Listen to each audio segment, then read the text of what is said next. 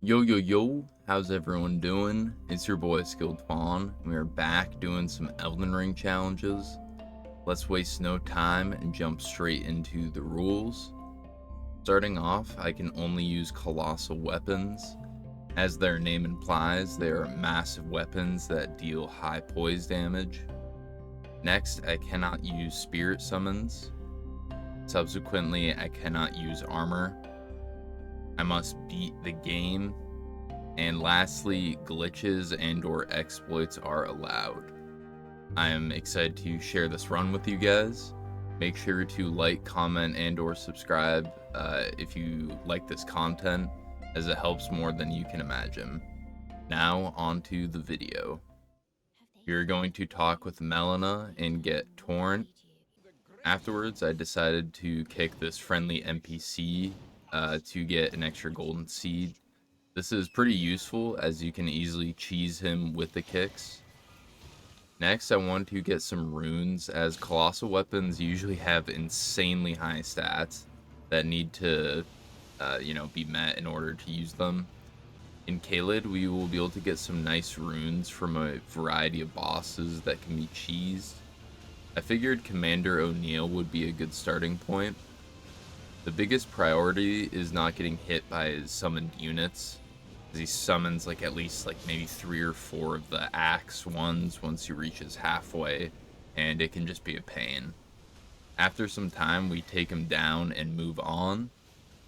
You're going to head towards the Weeping Peninsula to acquire some Sacred Tears.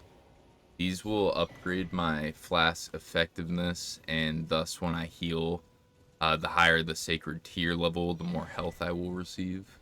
After grinding, we head into Altus and head into Old Altus Tunnel, where we will get our first weapon. With the Troll's Hammer, we are going to head into Margit's Fight. The good thing about Colossal Weapons is that even though we don't have it upgraded, it will still deal massive damage to the various bosses and enemies. Obviously, we will be upgrading it soon, but it is worth mentioning. One thing that started becoming really apparent with each boss fight was that my attacks would be extremely slow, and the long animation would result in me getting hit usually. This was a bit frustrating, but I, was able to determine moments when I would have ample time to not get hit. Eventually, we take him down and progress towards our first shard bearer. We enter Godric's fight, and nothing to note other than my previous talking point, which was since my attacks being so slow, it's hard to not get hit after attacking. Once we take down Godric, I went and restored his Great Rune, and this will give me +5 stats in every category. Afterwards, I decided to take down a few avatars to get some mixed flask components. Since we were already in Caelid, I decided to take on General Radahn. You may have noticed, but we picked up a new weapon.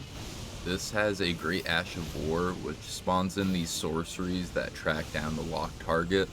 Though I didn't use it much in this fight, it will come in handy later. It was pretty great too, as I was able to stagger Radahn and then get a riposte. The great thing about this weapon is these weapons is they deal just so much poise damage. But sooner or later we do take him down and head into the capital. We enter Lindell, the capital, and take on a few bosses. Goldfree, Moog the Omen, and Morgott are all bosses that I will fight here. These mid-game bosses are when things start to get a bit tricky and tough, as bosses deal more damage and they have a bigger health pool. Goldfree, our first boss, will yield another talisman slot, which will be very useful, but the others that I take down won't yield items that will be useful. Instead, they will give a ton of runes, which I can level up with. Let's head back into Liurnia to take down a few bosses that I missed. At this point, I have some pretty upgraded weapons, and they definitely aren't the highest tier, but it is so funny seeing the damage it does on Red Wolf. Most weapons will absolutely destroy this boss, and so does this one. With just 3 hits, we take it down and then go towards Renala. Similar to Red Wolf, Renala just does not have the resistance to manage our weapons. We have such high damaging weapons for these early game bosses that they really just don't stand much of a chance. Let's see how some late game bosses fare. I figured it would be a good idea to get the secret Haligtree medallion pieces, and so that's what I did. I got the first from the village of the Albernics, and then went to fight Commander Nile. Usually I will cheese this boss with a gravity exploit, but wanted to take him down since it has been a bit. And usually I'll do the gravity exploit just because it's, a lot easier and quicker. But, sometimes too, if I don't have a lot of rune arcs, I won't do that just because I don't want to waste them. Sometimes it's just how I feel. Eventually, we do take him down and we get the last medallion piece and head into the consecrated snowfield. This area we will be doing a few things. First, I will be getting another weapon to use. This is from a gladiator-like enemy that will drop the Rotten Axe. A great quality about this axe is that I'm able to change the Ash of War and apply whichever one I deem worthy.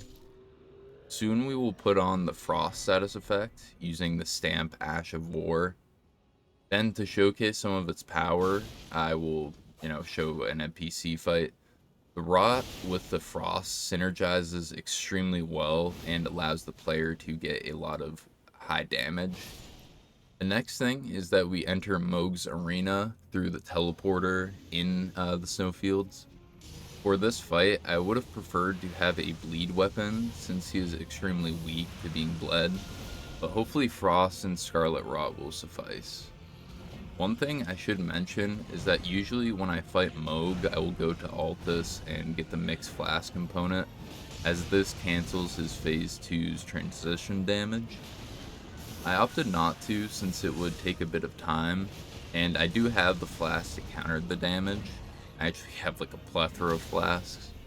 The scary thing about his Phase 2 is how much blood flame can be on the ground at a time. The player needs to be aware and ensure that they don't go over it too often, as they don't want to be bled, thus, strengthening Mohg's damage with, bleed procs. Eventually, we take him down and head towards Miquella's Haligtree. The last thing we will be doing from the consecrated snowfields is completing the Everjail puzzle to enter the Haligtree. Here we find a few bosses, but most notable is Melania Blade of Miquella. She is notorious for her quick and high damaging attacks. Unfortunately, this is quite the opposite of my build, as I do, have extremely slow attacks. I do have pretty high damaging attacks, but nothing like hers.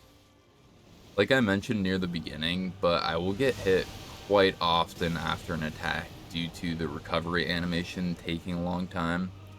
With Melania, it's a game of, figuring out when and where to attack from. It's a very harder story in her Phase 2, as, she's 20 times more aggressive. So, just fishing out certain attacks, just not getting hit is the name of the game, right? Eventually, we take down the hardest boss and progress towards Ferrum Azula. As we progress towards and through Ferrum Azula, we encounter a few boss fights. Fire Giant, Godskin Duo, and Malekith the Black Blade are all obstacles on the main progression pathway. Luckily, Godskin Duo and Malekith went fairly well, but Fire Giant is always a pain to fight. It's mostly his Phase 2 that I dislike, just with his various fire attacks. Mostly the flame breath for the fire attacks. That shit will just ricochet off of objects like no tomorrow. It's a bit of RNG in that fight. Regardless, we do take them down and acquire the Rune of Death from Malekith, and, this burns the Erd Tree, allowing us to enter. With only a few bosses left to go, we enter Godfrey's fight. With the Rune of Death acquired, the capital gets turned into the Ashen capital, where the player runs through again and finds a few new bosses. When we initially arrived at the capital, I took down DTS, but never used this weapon. I figured it would be a good idea to showcase and to use for Godfrey, as he's weak to lightning. It also has a decent Ash of War that allows me to endure hits to keep attacking.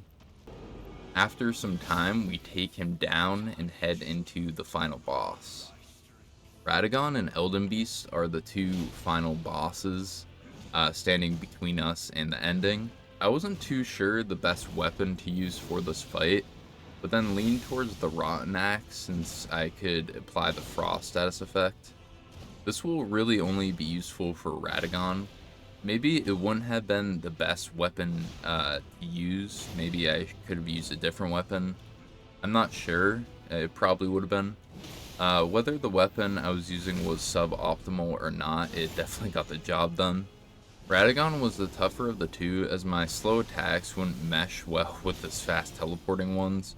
Elden Beast was much simpler, as I could usually get 2 fully charged heavy attacks on him. Eventually we take them down, and yeah, this is Elden Ring Colossal Weapons Only. I really hope you guys enjoyed. Remember to smash the like button, comment your favorite moment, and subscribe if you haven't. Expect a lot of content coming soon. Try and do something kind for someone today. And this is your boy, Skilled Fawn, and I'm out.